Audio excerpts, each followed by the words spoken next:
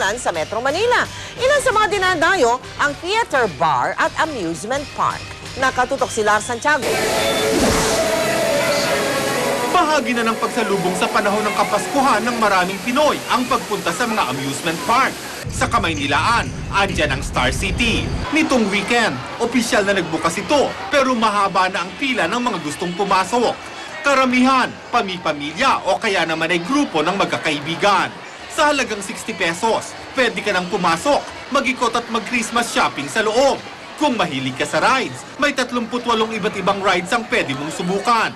360 pesos naman ang bayad para sa ticket na ride all you can.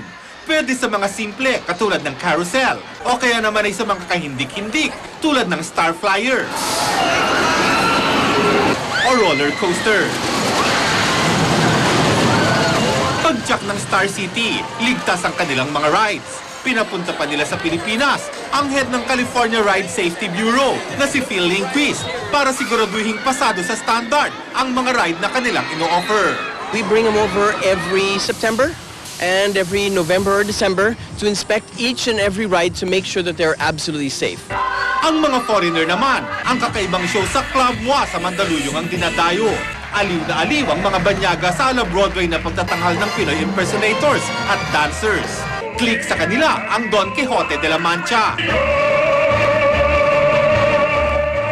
Sa Indian dance number, isang animoy totoong elepante ang tumawid sa stage. Pero ang nakakahanga ay kung paano inihalo ang Pinoy folk dance na pandanggo sa ilaw sa Indian dance.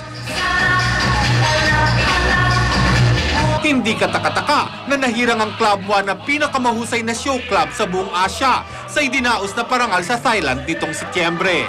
By January, what we plan is to come up with Filipiniana naman. Pinaghalong ating mga folk dance na binago. Hinalo sa Las Vegas para Filipiniana. Lars Santiago, nakatutok, 24 oras.